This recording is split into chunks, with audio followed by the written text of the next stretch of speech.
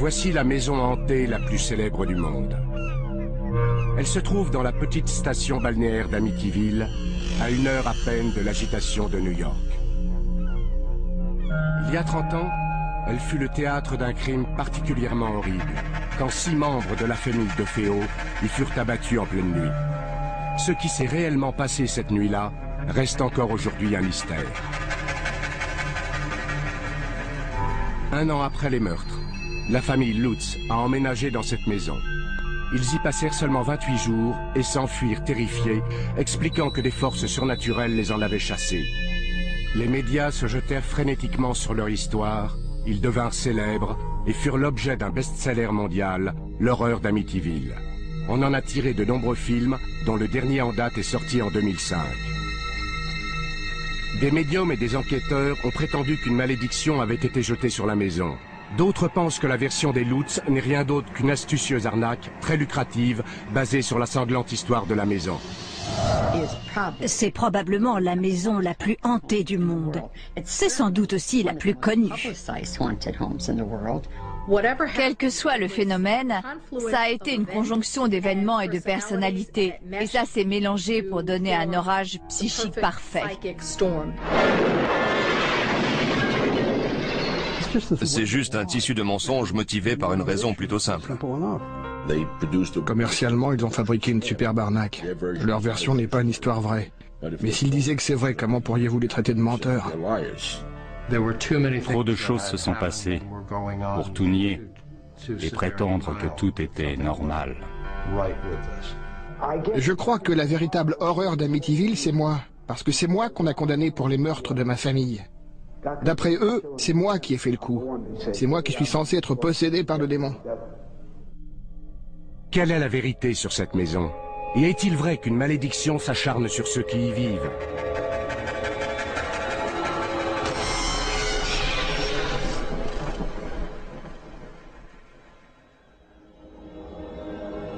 Les mystères et les controverses qui entourent l'histoire d'Amityville ont commencé dans la nuit du 13 novembre 1974, quand 6 membres de la famille DeFeo, le père, la mère et 4 enfants, ont été abattus à l'intérieur de cette maison. J'étais assis dans mon bureau qui donne sur le devant de la maison. Et mon ami Al Saxon arrive et il me dit « Rufus, j'ai quelque chose à te dire, tu ne vas jamais me croire. Dans la maison d'à côté, ils sont tous morts. » On a vu plusieurs des corps qu'on sortait de la maison. Je regrette de le dire, mais le corps d'un des enfants est tombé de la bâche dans laquelle on le portait. Et j'ai vu l'un des enfants assassiné. C'était affreux. Mais c'était une affaire criminelle sans mystère, en tout cas. C'est ce que je me suis dit à l'époque. C'était une atmosphère vraiment étrange. C'était très calme, glacial. Un moment suspendu. Du genre qu'on n'oublie jamais. C'est une image qu'on garde dans sa tête pour toujours. On avait là une famille de banlieue soi-disant idyllique, d'origine italienne, des catholiques. La famille avait sa propre affaire, une concession automobile. Et bien sûr, à cause de leur nom italien, il y a eu les inévitables rumeurs sur leur lien avec le crime organisé. L'hypothèse d'un meurtre lié au banditisme a été rapidement écartée, et la police s'est tournée vers le seul survivant, Ronald DeFeo Jr., qui avait 23 ans. George Harrison, le chef de la police du comté de Suffolk, est arrivé et il m'a demandé s'il pouvait utiliser ma maison comme quartier général. Tout le monde était terrifié dans le quartier en se disant qu'il y avait un tueur qui rôdait dans la ville. Dès le début, Ronald DeFeo a été soupçonné. Mais au départ, il ne l'avait pas arrêté, il l'avait embarqué pour le protéger. Ils ont décidé d'utiliser la maison d'à côté, celle de Ireland, pour y installer leur poste de commandement. Ils nous ont tous emmenés là. Et aussitôt, ils l'ont emmené chez moi et ils ont commencé à l'interroger. Ça a duré un moment et puis son grand-père est arrivé. Un policier l'a entendu dire à son petit-fils « Arrête de traîner le nom de la famille dans la boue. Je ne veux plus rien entendre sur ta sœur. Contente-toi d'avouer les crimes. C'est terminé. » Je leur ai dit au début les choses qui étaient vraies. Mais vous savez, ils ont fait pression sur moi. Même avant ça, Les habitants d'Amityville s'étaient déjà fait leur opinion sur le nom du meurtrier. Je me suis promené dans le quartier et j'ai demandé « Pouvez-vous m'en dire plus sur ce qui s'est passé ?» Et tous les gamins m'ont répondu pratiquement comme un seul homme « C'est Ronald qui a fait le coup. » Je roulais en voiture et le journaliste, je crois que c'était Joel Martin, a annoncé les meurtres à la radio. Et il n'a pas dit que Ronald était mort aussi. Alors j'ai dit à ma femme, c'est Ronald qui a fait le coup. Ronald était, disons, un adolescent à problème. Il avait la réputation de se droguer, d'être violent, de se battre avec son père. C'était une tâche. Tout ce qu'il faisait, c'était boire, parier et se battre. Quand on le connaissait ou qu'on connaissait le contexte, si on avait passé un peu de temps avec lui, on se disait que ce n'était pas une chose dont il était incapable. Et quand tous les autres sont morts et pas lui, vous savez... C'était tout un tas de problèmes, vous savez. C'est pas comme si je pouvais rester assis ici et vous mentir. Je pourrais dire que je savais que quelque chose de mauvais allait arriver à ma mère et à mon père. Très peu de temps après, Ronald DeFeo Jr. a été désigné officiellement comme suspect. Il était le meurtrier présumé, il était l'accusé. Après un bref interrogatoire serré, DeFeo a avoué les crimes et il a donné la première de ses nombreuses versions des événements. En gros, l'histoire c'est que Ronald DeFeo, qui avait 23 ans en 1974, s'est réveillé dans la nuit autour de 3h15. Et pour des raisons inconnues, il a tué tous les membres de sa famille pendant leur sommeil.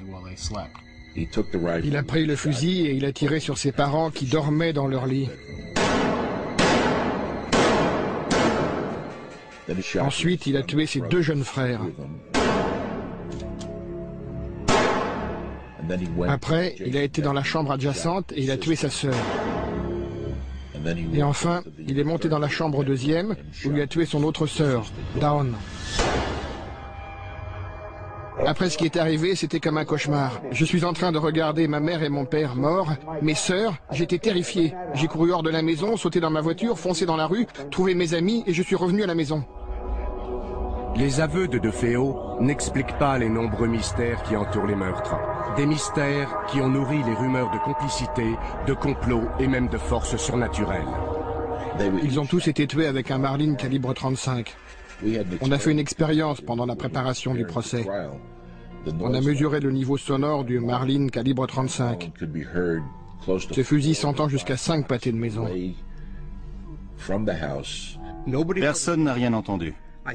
J'ai retrouvé un voisin, quand même, qui a entendu entre 3h et 3h30 le chien de la famille qui aboyait ou gémissait. Il y a eu au moins 9 coups de feu, 9 coups tirés avec un Marlin. Et rien n'indique qu'aucune des 6 victimes ait fait la moindre tentative pour s'enfuir.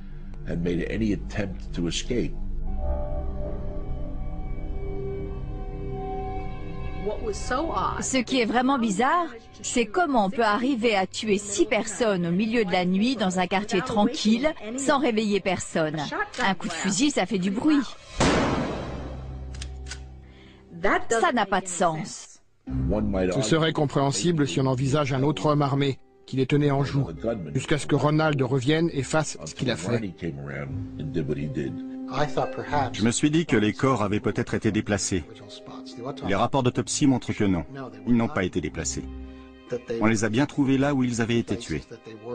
On n'a trouvé aucune trace de drogue dans leur sang. Et encore une fois, les victimes ont été retrouvées sur le ventre, les bras écartés, comme si on les avait disposés là. Il y a quelque chose de systématique, de très méthodique, qui semble indiquer la présence de plus d'une personne. Les curieuses anomalies de la scène du crime ont provoqué de nombreuses spéculations sur l'identité de la personne ou de la chose responsable de ce carnage. Après que Ronald DeFeo eut avoué avoir tué toute sa famille, l'avocat William Weber hérita de la lourde tâche de le défendre. Weber commença son enquête par la vie quotidienne de la famille avant les meurtres. La vie de famille dans la maison DeFeo était du genre bizarre, inhabituel. D'un côté, il semblait très religieux. Il y avait des objets du culte plein la maison, des statues dans le jardin. Mais quand M. DeFeo était à la maison, c'était des bagarres constantes, des disputes, des cris, des hurlements. Ça dépassait de loin les conflits habituels qu'on peut avoir en famille. Si j'ai bien compris, il y avait des bagarres qui se déclenchaient sans raison particulière. Le père piquait des crises de rage terribles. Et Ronald DeFeo en était souvent la victime. Les amis de Ronald avaient peur d'entrer dans la maison parce qu'ils avaient peur de son père. On a un témoignage selon lequel le père a battu sa femme en présence des amis de Ronald. Ce genre de violence conduit souvent à d'autres violences envers ceux qui sont plus faibles et plus soumis. Donc, au-delà de ces belles apparences tranquilles, il y avait des problèmes dans la famille. Beaucoup de gens m'ont parlé des mauvais traitements que son père lui avait infligés dans son enfance. Mais on a aussi des témoignages de l'amour que lui portait sa mère et des relations étroites qu'il avait avec ses frères et l'une de ses sœurs. En résumé, il avait une personnalité difficile, peu ordinaire. On était une famille très unie, vous savez. C'est dommage ce qui est arrivé. Mais c'est arrivé. Ronald DeFeo, dès son emprisonnement, a commencé à délirer, en racontant que c'était le diable qui lui avait fait faire ça. Un pasteur m'a observé dans la salle du tribunal pendant que je faisais ma déposition. Selon lui, pour parler comme ça, il fallait que je sois possédé par le démon. Je crois qu'il lui manquait une case. Il fallait qu'il soit cinglé pour tuer toute sa famille, ou au moins en train de le devenir. J'ai demandé à un ami et associé, le docteur Daniel Schwartz, de l'examiner. Son avis de professionnel, c'est que Donald a agi dans un état de conscience altéré. Il ne comprenait pas la nature de ses actes. Il ne savait pas que ce qu'il faisait, c'était mal. Je ne me contrôlais pas. Je n'étais pas en contact avec la réalité au moment où j'ai fait ce que j'ai fait. Je n'avais aucun contrôle. Weber décida de plaider la folie. Quand il procéda à l'interrogatoire de son client pour savoir ce qui s'était passé la nuit des meurtres, Ronald lui décrivit une suite d'événements étranges qui lancèrent les controverses sur la véritable identité du ou des coupables. Ronald avait pris je ne sais quelle drogue. Il regardait un film de guerre à la télévision. À la fin du film, Ronald était seul dans la pièce. Il a dit au départ qu'il pensait avoir entendu des membres de sa famille dans une autre pièce qui complotaient de l'assassiner. Une chose qu'il a dite, et parfois il la disait en ricanant, donc je ne suis pas sûr que ce soit vrai. Mais il a dit, une femme au manoir m'a donné le fusil, et j'y ai été, et j'ai tué tout le monde. Selon son témoignage original, à un moment donné, un démon au main noire couvert d'une capuche lui a donné l'arme. Et il est monté à l'étage et il a commis le meurtre. Il a dit le meurtre, pas les meurtres. Pendant le procès, un expert a soutenu que DeFeo n'avait peut-être pas agi seul. Herman Reyes était criminologue, cité par la défense. Pendant un huis clos, on avait fait sortir le public. Herman Reyes a déclaré au juge et au procureur que certains corps avaient été déplacés, qu'ils n'avaient pas tous été tués là où on les avait trouvés. Il a aussi déclaré qu'il croyait que plusieurs armes avaient servi, et pas juste un fusil de chasse. Bizarrement, bien des années plus tard, le journaliste Rick Moran fut contacté par un agent de la brigade des stupéfiants qui lui apprit que la maison des DeFeo était sous surveillance à l'époque des meurtres et qu'il avait vu la sœur de Ronald, Dawn, sortir de la maison. La nuit du meurtre, ce policier a vu Dawn DeFeo sortir de la maison avec un fusil. Elle était vêtue d'un sweat à capuche et portait des gants. Il l'a vu jeter le fusil sur le siège arrière de sa voiture et filer en direction de la pointe où se trouve un quai d'embarquement. C'est exactement là qu'on a retrouvé le fusil, mais la police pense que c'était plus tard. Quand Ronald raconte qu'un démon aux mains noires avec une capuche s'est approché de lui et lui a donné l'arme, et qu'il n'a pas bougé, je crois que c'est vrai. Je crois qu'il n'était pas en état de bouger. Le démon dont il parle, c'était sa propre sœur. La chemise de nuit de Dawn DeFeo porte des traces de poudre non brûlée, ce qui indique qu'elle a peut-être tiré avec ce fusil cette nuit-là. La théorie de Moran, c'est que Ronald et sa sœur Dawn avaient comploté l'assassinat de leurs parents. Je pense que la nuit où ils ont décidé de faire ça, Ronald n'était pas en état de le faire, et que Dawn a pris le fusil, et a commis les meurtres.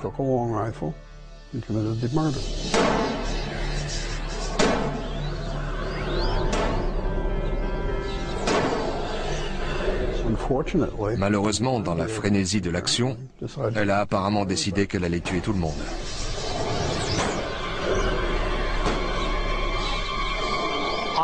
J'ai toujours pensé qu'effectivement, il y avait quelque chose de spécial entre Ronald DeFeo et sa sœur Dawn. Certains disent que c'était incestueux, je ne sais pas, mais il y avait une relation spéciale, un lien particulier. Peut-être le lien du secret. C'est elle qui a été tuée le plus violemment, sa tête a complètement explosé. La théorie, c'est que Don DeFeo a tué toute sa famille et que Ronald, de désespoir, a tué Don.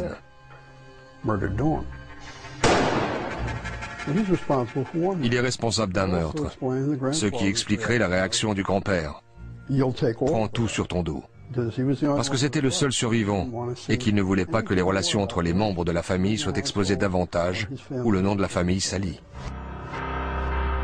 Mais en février 1975, Ronald DeFeo fut jugé responsable de ses actes, déclaré coupable de tous les meurtres et condamné à 6 peines de prison à perpétuité. La maison DeFeo, au 112 Ocean Avenue, fut mise en vente à un prix très bas, à cause de son histoire sinistre. C'est alors que George et Kathy Lutz, un jeune couple avec 3 enfants, visita les lieux et que débuta un nouveau chapitre dans l'histoire extraordinaire de cette maison. Quand on a déjà visité un certain nombre de maisons, on finit par sentir ce qui vous convient ou pas. On n'avait aucune réticence envers cette maison. Elle répondait si bien à nos besoins qu'on a pensé que c'était pratiquement l'idéal pour nous.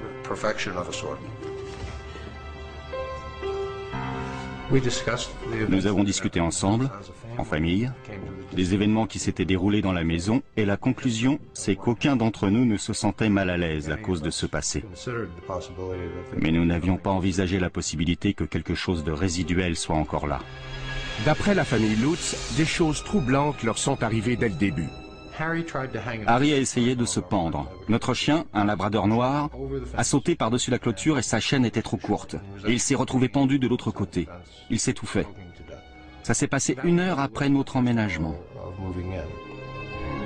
George Lutz raconte ensuite qu'un de ses amis, qui connaissait bien l'histoire de la maison, lui a recommandé de la faire bénir. Le pasteur est venu. Il a béni pièce après pièce. Il est revenu et il nous a dit à Cathy et moi de ne pas faire une chambre dans une pièce à l'étage que nous voulions utiliser comme pièce à couture. Il a dit qu'il y sentait quelque chose. Il a reçu une gifle. Il a entendu des voix qui lui disaient de partir. Tout ça, c'était le premier jour, les premières heures. Lutz affirme que dès les premiers jours, il s'est réveillé régulièrement à 3h15. Il se sentait agité, mal à l'aise. Il entendait des bruits bizarres. Coïncidence, c'est l'heure à laquelle on estime que les meurtres ont été commis.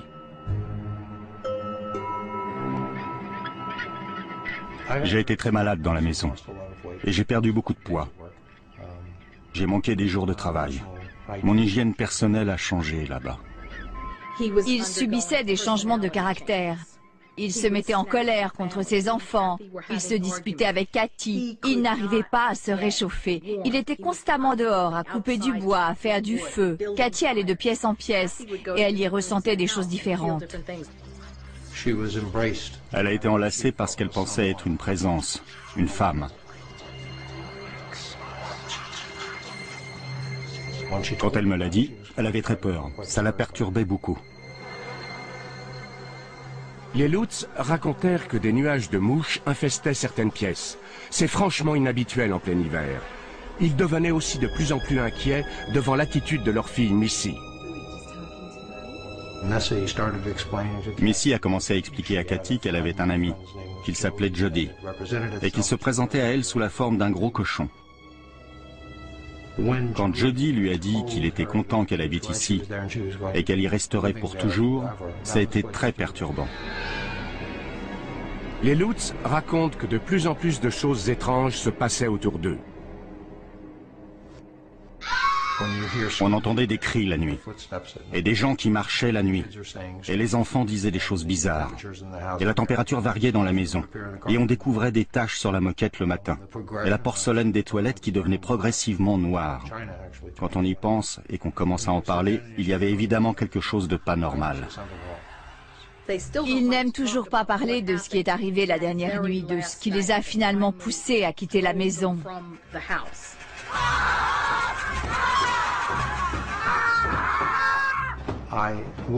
Je ne serai jamais capable d'oublier ce qui s'est passé cette nuit-là. Et les garçons, l'air qu'ils avaient, et ce qu'ils ont dit quand ils sont descendus ce matin-là.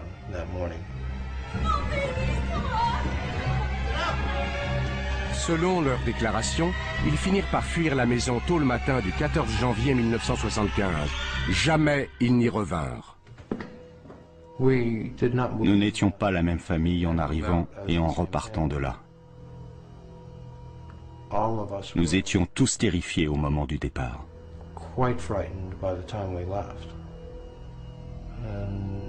Alors qu'on ne connaissait pas la peur en emménageant. Et rien que la peur nous a tous changés.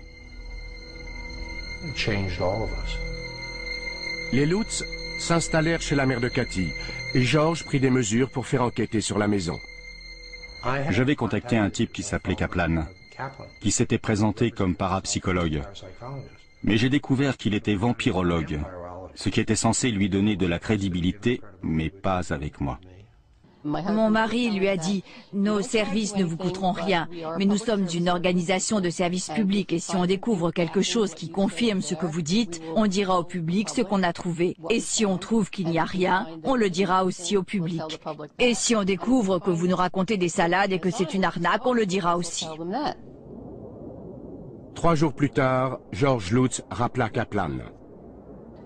Il était très mécontent de ce que mon mari avait dit dans le journal, qu'il mènerait une enquête. Et il lui a dit « Je vous avais dit que je ne voulais pas de publicité. Vous savez, maintenant, je vais être obligé d'annuler, de repousser votre enquête d'au moins 2 semaines, parce que je ne voulais aucune publicité autour de ça. » Et le lendemain, mon mari a découvert que la veille au matin, Lutz et sa femme avaient fait une conférence de presse. Alors le matin, il donne une conférence de presse et le soir, il nous raconte qu'il annule notre enquête parce qu'il ne veut pas de publicité. Pour couronner le tout, la conférence de presse avait été organisée par William Weber, l'avocat de Ronald DeFeo. À l'époque, Weber le défendait encore, puisqu'il avait fait appel de la première condamnation. Apparemment, la famille Lutz et lui s'étaient rencontrés juste après qu'ils aient quitté la maison. William Weber avait organisé cette conférence de presse pour Newsday et nous avait dit que Newsday réclamait notre présence. Ça a mis la puce à l'oreille de mon mari. Pourquoi est-ce que William Weber, avocat du tueur en série Ronald DeFeo, représente maintenant ce monsieur Lutz qui a emménagé dans la maison juste après? Et c'est quoi le rapport? J'ai été contacté par un certain Paul Hoffman, qui à l'époque était journaliste pigiste, et qui m'a dit que les Lutz aimeraient me rencontrer. Et je lui ai dit, vous savez, moi aussi j'aimerais les rencontrer. Parce que par ailleurs, on m'avait fait la promesse verbale que nous toucherions une avance importante pour un livre et pour un film. Pendant nos premières rencontres, jamais Weber n'a abordé ce sujet. Il voulait surtout aider son client à obtenir une aide psychologique. En tout cas, c'est ce qu'on nous a amené à croire. Il pensait que ce qui nous était arrivé était un indice de ce qui pouvait très bien l'avoir affecté lui aussi. William Weber prétend que pendant l'un de ses rendez-vous, il leur a révélé des détails clés sur les meurtres, des détails qui prendraient plus tard une importance capitale dans l'histoire des Lutz. Ça a duré de 9 ou 10 heures du soir jusqu'à 3 heures du matin. On a bu du vin, et je ne pourrais pas vous dire combien de bouteilles, mais il y en a eu beaucoup. J'avais des photos de la scène du crime, et d'après ces photos et d'autres faits que je leur ai racontés, nous avons échafaudé ce qui deviendra plus tard une partie de la version des Lutz sur l'aspect possédé de leur affaire. Les Lutz m'ont fait écouter des enregistrements qu'ils avaient faits avec William Weber. Et en fait, avant de passer la bande, George Lutz m'a fait une remarque préliminaire. Il m'a dit « Je ne suis pas très fier de ça ». Par exemple, je leur montrais des photos de la poudre vert sombre qui recouvrait tout dans la maison. C'est une poudre utilisée par la police pour trouver des empreintes digitales. Et il faisait « Waouh, regardez, c'est la bave visqueuse qui soigne des portes. » J'avais des photos de la chambre de Down, au 2e étage. Elle était pleine de mouches mortes.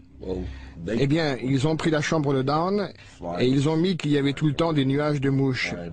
Ils ont annexé les faits que je leur racontais sur l'affaire et ils les ont intégrés dans leur livre. Je pense que quand ils ont dessoudé le matin suivant, ils ont dû se dire que peut-être tout ça n'était pas bien. Mais sur la bande, William Weber avait déjà... Enfin, il paraît qu'il a dit « Eh, on peut faire des films, des livres, il y aura des droits. » Il parlait déjà pourcentage et contrat. Il avait un projet avancé d'un contrat avec DeFeo pour un livre et un film. Et il nous a envoyé un contrat qui prévoyait de payer DeFeo quelque chose comme 5% de ce qu'on gagnerait. Et donc William Weber était en train d'essayer de rémunérer DeFeo pour ses meurtres. À ce moment-là, on a cessé tout contact avec Weber. Ils ont complètement disparu dans Long Island après ça. L'intérêt pour Amityville a grandi avec l'implication des Lutz. Channel 5, la chaîne de télé de New York, voulait absolument le scoop. J'ai contacté George Lutz et je lui ai dit « Votre famille a besoin d'aide ». On voyait bien qu'ils étaient terrifiés.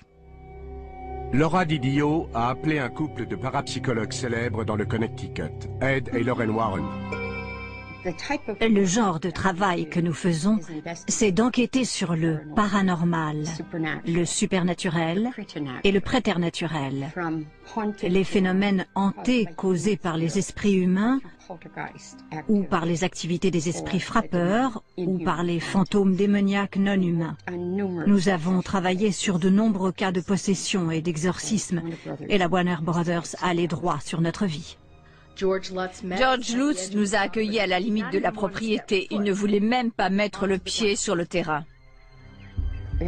Il y avait un sentiment horrible de mauvais présage à travers toute la maison. On sentait que la maison était infestée par quelque chose d'autre que par des esprits humains. C'était certain. C'était plus qu'évident. Une chaîne de télé locale rassembla une équipe de médiums et s'apprêta à filmer leur enquête.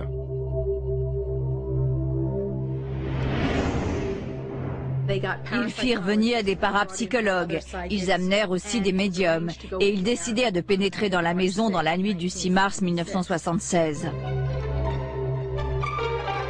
Peu après l'arrivée de l'équipe télé et du journaliste Marvin Scott, des choses étranges se passèrent. Rien ne m'est arrivé à moi, mais des trucs arrivaient aux gens autour de moi. C'était incroyable la façon dont les gens étaient affectés.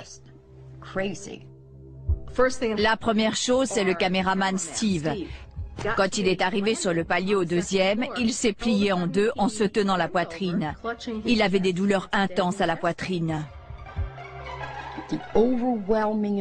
L'impression dominante, c'était très triste. Je ressentais la présence d'un adolescent qui avait fait quelque chose qui avait entièrement changé sa vie et qu'il avait commis une action horrible. Quand on est monté à l'étage, évidemment, les médiums ont ressenti les échos, les mauvaises vibrations. 6 personnes ont été assassinées là, vous savez, il y a à peine 2 ans. Il y avait une fenêtre au-dessus de moi. Et j'ai vu le visage d'une fillette qui me regardait. Ensuite, j'ai entendu des pleurs, des plaintes. Alors je lui ai dit, regarde la lumière blanche, marche vers elle, tous ceux qui t'aiment t'attendent. Pendant la séance, Lorraine a dit qu'elle ressentait la présence d'un démon qui venait des profondeurs de la terre. Il n'y avait pas que les esprits assassinés des membres de la famille DeFeo. Je percevais des corps alignés, tous recouverts de draps blancs. J'ai eu l'impression de silhouettes couvertes de capuches comme des moines, juste derrière la porte, bloquant le seuil et qui me fixaient. J'ai pensé « oh oh ». Je monte tout en haut, j'entre dans la chambre et Marvin Scott me dit « Qu'est-ce qu'il y a? Qu'est-ce qu'il y a ?» Et je lui ai répondu « J'espère que je n'approcherai jamais plus que ça de l'enfer. » Alors j'ai pris de l'eau bénite, j'ai ouvert la bouteille et j'ai dit « En arrière, Satan !» Et j'ai aspergé comme ça. Et ça a disparu, comme de l'eau sur une plaque chauffée. Et alors, tout s'est arrêté dans la maison. À la fin de la séance, on est redescendu au rez-de-chaussée. À ce moment-là, Ed tenait son crucifix et il précédait Lorraine dans l'escalier. Il s'est arrêté net, presque comme s'il avait été jeté en arrière par une bourrasque de vent. Et plus tard, il a décrit ça comme s'il avait été assailli, je crois, par une légion de démons. C'est comme un puissant jet d'eau sur ma poitrine qui m'empêche d'avancer. Une fois de plus, en tant que journaliste, je dois reconnaître que je n'ai rien vu, je n'ai rien senti. Rien d'autre que les réactions d'Ed, de Lorraine, des autres médiums et des gens autour de moi. Je me souviens à 2 heures du matin de Marvin Scott qui se tourne vers moi et me dit « On ne l'a pas ». En d'autres termes, ce n'était pas l'exorciste pour la télévision. Alors qu'il ne se passa rien devant les caméras de télévision, une photo prise cette nuit-là allait révéler une mystérieuse présence. L'appareil avait été fixé sur un trépied. Il prenait des photos au flash automatiquement, à intervalles réguliers. Et il y avait des dizaines et des dizaines de photos de cette porte qui conduisait à la chambre de notre fille Missy. Des années plus tard, une de mes secrétaires classait ces photos et elle était enceinte. Et chaque fois qu'elle regardait cette photo, le bébé faisait des bonds dans son ventre. Et hop, voilà qu'on distingue clairement dans l'encadrement de la porte, sur le palier au 2e, le visage d'un petit garçon qui jette un coup d'œil depuis la porte. Il n'y avait pas d'enfant cette nuit-là dans la maison. Alors, d'où est-ce qu'il vient? On a appelé Missy et on lui a demandé qui c'était.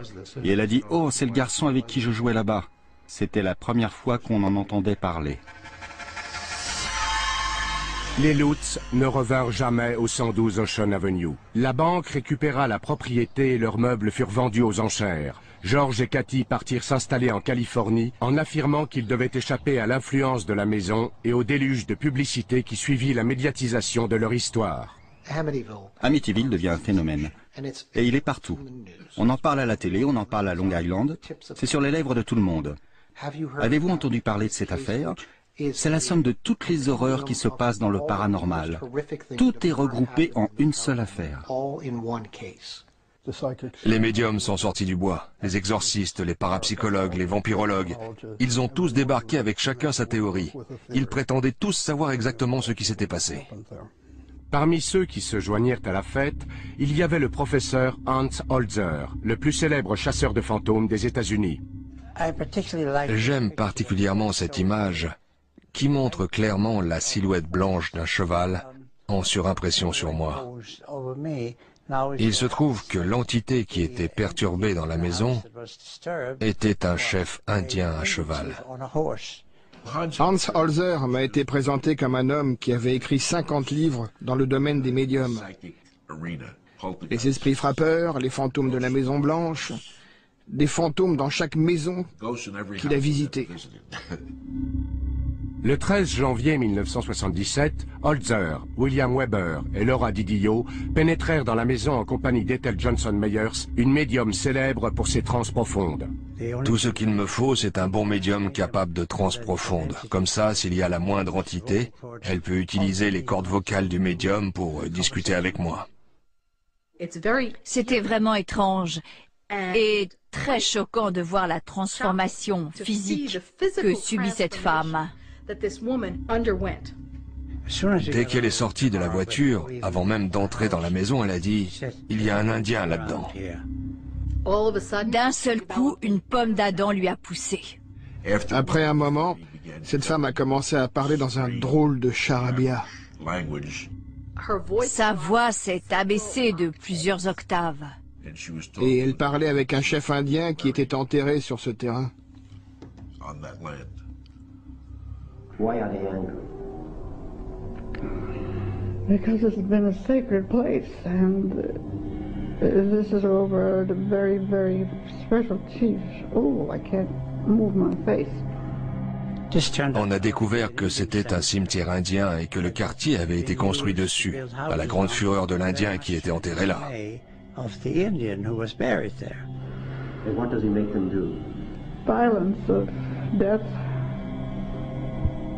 I don't know, my skull's cracked and my neck's stretched.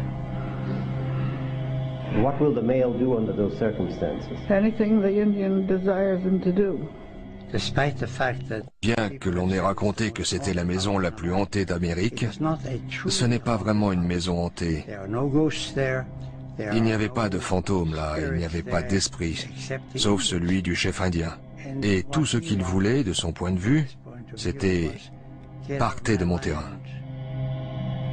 Alors que les théories se multipliaient sur la maison, Amityville allait devenir un phénomène de l'édition. Soudain, il y a un livre. Et quelle qu'en soit la raison, le livre a eu un succès immédiat. C'est devenu aussitôt un best-seller. Le premier tirage était de 25 000 exemplaires. Et il n'avait jamais lancé un aussi gros tirage, même de loin, pour une première édition. À peine arrivé chez les libraires, ce livre a été épuisé. C'était phénoménal. Il était clair que cette histoire de maison hantée avait le pouvoir de captiver des millions de lecteurs. L'idée que c'est réellement arrivé à des gens rend ces gens plus proches. Parce que si ce n'est pas une œuvre d'imagination, alors c'est vrai. Et ça pourrait aussi leur arriver.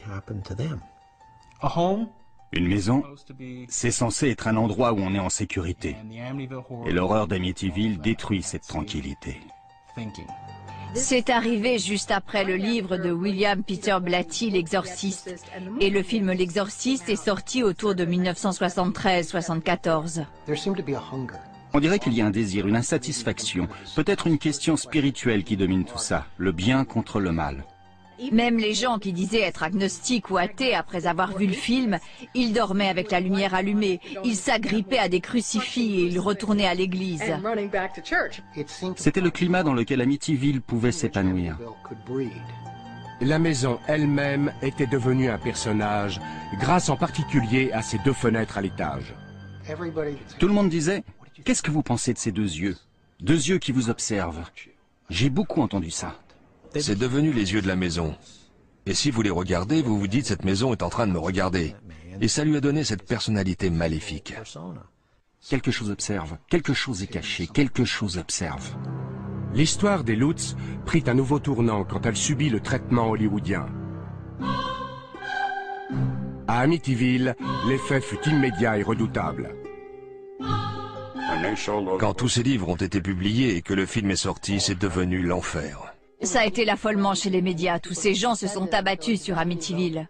Des gens venus d'Irlande, venus d'Angleterre, des gens venus de partout en Europe. Ils étaient envahis non pas par des fantômes, ni par des démons, mais par les touristes. Sous la grêle ou dans la tempête, il y avait parfois plus de 50 personnes qui se tenaient par la main et qui regardaient la maison, comme si c'était une religion. Sur Ocean Avenue, les pelouses des habitants étaient envahies par les voitures des badauds qui essayaient de s'approcher de la maison de l'horreur. J'avais des dizaines de gens venus en bus qui pique-niquaient dans ma cour, des nonnes venues de Suède. Elles s'étaient coincées dans mon allée, et je ne sais même pas comment elles étaient arrivées là. Les gens couraient et essayaient d'emporter des morceaux de la maison, des bouts de pelouse, des plaquages de bois.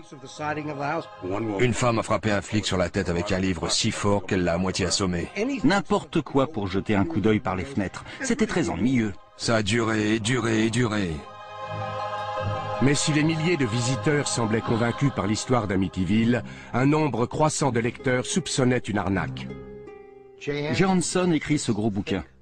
L'horreur d'Amityville, une histoire vraie. Et je trouvais que ça ne sentait pas bon. Dans les articles publiés au départ, ils ont dit qu'ils n'avaient vu aucune forme humaine et seulement qu'ils avaient entendu des bruits bizarres, des chocs, des coups sur les tuyaux, des trucs comme ça. Ils ont fait l'expérience de ce qui apparaît comme des phénomènes paranormaux assez banals. Pas de lévitation, pas de fenêtres brisées, pas de portes sorties de leur gonds par des forces invisibles. Et à la sortie du livre, ils en étaient arrivés à la bave visqueuse verte, aux fanfares et à Jody le cochon démoniaque. On a dénombré 106 erreurs évidentes, des erreurs matérielles dans le livre. Et ça, c'est avant même d'arriver au cochon volant.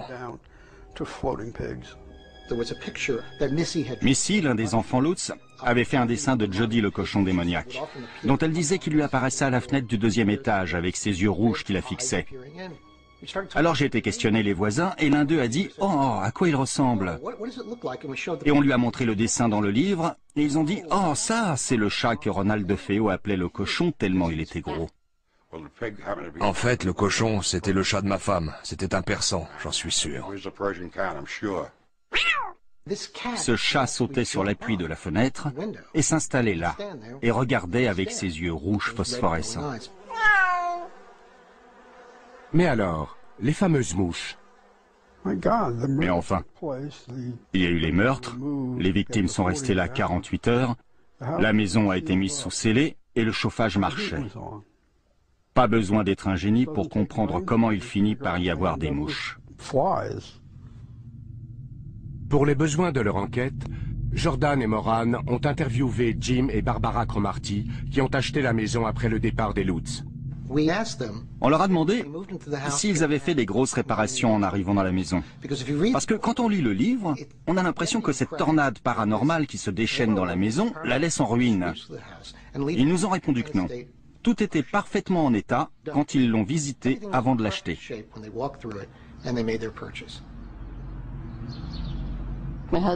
Mon mari a participé à un débat à la télé avec George Lutz et ce dernier a essayé de raconter qu'une fenêtre de la maison s'était rabattue sur la main de son fils et qu'il l'avait emmené à l'hôpital de Brunswick pour le faire soigner.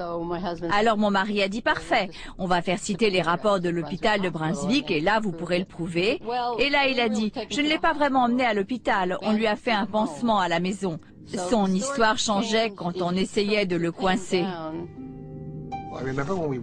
Je me souviens qu'il y avait une fenêtre dans une pièce au 2e étage, et il prétendait que si on était au milieu de la pièce, la fenêtre s'ouvrait et se refermait brutalement toute seule. Donc on a été dans cette pièce, Rick et moi. Et Rick a remarqué que le plancher avait l'air inégal, et il a commencé à appuyer du pied sur le plancher. Et soudain, la fenêtre s'est ouverte. J'ai cru que j'allais bondir hors de mes chaussures, j'ai hurlé. Les contrepoids étaient mal installés et la fenêtre était déréglée, de telle manière qu'on pouvait parfaitement l'ouvrir et ensuite la refermer du milieu de la pièce. Il y a beaucoup de confusion autour de ça. Je ne sais pas si ça sera jamais éclairci. Parlant du mal, le mal c'est l'absence de Dieu, et donc la confusion en fait partie. Les sceptiques ont rassemblé leurs preuves et les croyants se sont préparés à la bataille. Mais où est la vérité dans l'horreur d'Amityville? 2 ans après avoir quitté leur maison en prétendant qu'ils en avaient été chassés par des forces surnaturelles, les Lutz virent leur histoire publiée sous le titre « L'horreur d'Amityville, une histoire vraie ». Ce fut un best-seller instantané et l'auteur Jay Hanson se retrouva au cœur d'une furieuse controverse. Moi, ça m'a ouvert les yeux sur le fait qu'on pouvait écrire un livre, écrire sur la jaquette une histoire vraie, et ensuite inventer 90% de son contenu. J'en ai parlé à Jay et je lui ai dit, Jay, tu crois à cette histoire? Et il m'a dit, je suis un écrivain, c'est ce que je fais, j'écris, c'est tout. Tu sais, que ce soit vrai ou pas, ce n'est pas à moi d'en décider. Évidemment qu'il a pris des libertés. Nous ne soutenons pas cet aspect de l'horreur d'Amityville. Peter Jordan et Rick Morgan mirent Jay Hanson devant les preuves que son livre n'était pas une histoire vraie, mais une œuvre de fiction. Il m'a dit, vous niez tout. Vous êtes un sceptique, qui aime écrire des histoires de non-fantômes. Moi, j'aime gagner de l'argent. Jay m'a dit, je suis un écrivain. Et tout ce qui m'intéresse, c'est d'écrire un best-seller pour me construire une villa à Majorque et ne plus jamais avoir besoin d'écrire. Et il m'a dit, je vous prédis qu'un jour vous serez assis ici, fauché, en train d'écrire vos petites histoires de non-fantômes. Et moi je serai dans une île aux Bahamas ou ailleurs, avec un wagon de pulls en cachemire. Et je me souviens avoir pensé que c'était tellement cocasse, et j'ai gloussé. Et il a dit, qu'est-ce qu'il y a de si drôle? Et j'ai dit que c'était le fantasme le plus ridicule qu'un millionnaire puisse avoir. Et après ça, un jour que je rentrais en voiture à Long Island, j'ai entendu à la radio que Jay Hanson, l'auteur de l'horreur d'Amityville, avait eu une crise cardiaque. Et je me suis dit, oh non, il ne pourra jamais profiter de son wagon de pull en cachemire. Hanson a gagné des millions avec Amityville. En comparaison, on dit que les Lutz n'ont touché que 250 000 $. Malgré tout, George soutient l'auteur et son livre, mais il est plus réservé à propos des films. C'était un travail très difficile pour lui d'expliquer une chose à laquelle il ne croyait pas ou qu'il ne comprenait pas. Et il est parvenu à faire un livre très exact, très précis comparé à tout ce qui a été fait depuis. Le film original a pris beaucoup de liberté, avec le sang qui coulait des murs et les mouches qui attaquent le pasteur. Ils auraient pu aussi bien les représenter comme elles étaient dans la réalité. Ça m'était égal que ce soit ou pas une histoire vraie, mais ça n'avait pas d'importance pour moi. Il fallait que je crée ma propre réalité. Pendant 25 ans, 28 ans, peu importe. J'ai eu un gros problème avec le premier film, et maintenant, c'est presque un documentaire comparé à ce qu'ils ont fait récemment. George Lutz détestait tellement les derniers films qu'il a intenté un procès à la MGM. Ce fut la dernière de ses nombreuses actions légales pour protéger sa version des faits. Il est mort paradoxalement le jour où l'affaire a été réglée, à peine un an après la mort prématurée de sa femme Cathy, en 2005. Elle et moi avons vécu cette expérience ensemble, et on est passé à autre chose ensemble. On a essayé de l'expliquer au monde, ensemble si vous voulez. Sa disparition signifie que j'ai perdu celle qui a partagé cette expérience avec moi. Cela ne donne pas le droit à qui que ce soit de créer une version révisionniste de ce qu'elle avait à dire de son vivant. Mais il y a des gens qui croient que les disparitions de George et Cathy Lutz sont les exemples les plus récents de l'influence maléfique de la maison d'Amityville. Une des choses qui lui sont arrivées dans cette maison, c'est qu'elle s'est regardée dans un miroir et qu'elle a vu cette vieille femme dans le reflet. Elle est morte à Phoenix, d'une maladie respiratoire qui l'a fait vieillir de 30 ans. Et quand elle est morte, elle avait l'air très vieille. Ça a touché Ronald DeFeo d'une certaine manière. Ça a touché les Lutz d'une autre manière. Ça touche tous ceux qui entrent dans cette maison. Beaucoup de choses se sont passées dans cette affaire. Et ces morts inhabituelles, il faut les attribuer à des coïncidences. Et rien d'autre. Les gens veulent croire à quelque chose de surnaturel. Il y a quelque chose qui nous dépasse. Il y a un paradis, il y a un enfer, il y a des prières exaucées, il y a des esprits, il y a des fantômes. On veut croire à ce genre de phénomène. On en éprouve le besoin. Et sur ce besoin se greffe le facteur crédulité. Franchement, quand quelqu'un dit « Oh, c'est une histoire vraie », c'est l'événement le plus documenté de ce genre. En termes du nombre de gens impliqués, de témoins directs, de ceux qui ont maintenu leur témoignage sans rien y changer pendant toutes ces années. Si je crois qu'ils sont restés dans cette maison pendant 28 jours? Non. Catégoriquement, sans aucun doute, non. Je pense qu'ils avaient planifié toute l'affaire et qu'ils avaient l'intention d'en tirer un livre et gagner beaucoup d'argent. Et vous savez quoi? C'est ce qu'ils ont fait. Quand une histoire est trop belle pour être vraie, et c'en est un exemple parfait, probablement l'exemple le plus monumental de succès que j'ai jamais rencontré et que je ne rencontrerai jamais de toute ma vie. Je ne crois pas que je verrai un autre Amityville. En tout cas, je ne l'espère pas. Ils n'étaient pas là. Ils n'ont pas vécu cette expérience. Et pourtant, ils voudraient vous l'expliquer à vous. Et ça ne rend service à personne. À moins qu'on attrape l'esprit, qu'il se montre et qu'il nous explique pour la caméra, et je doute que ça arrivera, on ne saura jamais. Et on continuera à poursuivre cette chose qui nous échappe, quelle qu'elle soit.